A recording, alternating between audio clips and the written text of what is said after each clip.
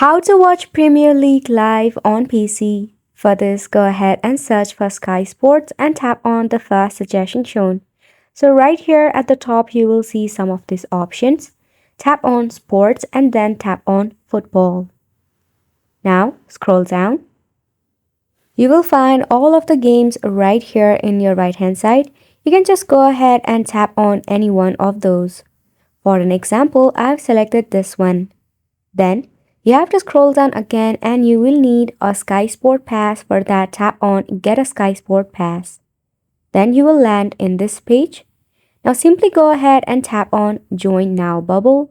Select a membership plan based on your entertainment or cinema. Then select Choose Your Membership Bubble right here.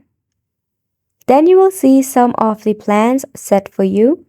All you have to do is tap on one of this on this select bubble, add your credit or debit card, then you'll be able to enjoy your Premier League live on your PC. So go ahead and give this a try and thank you so much for watching.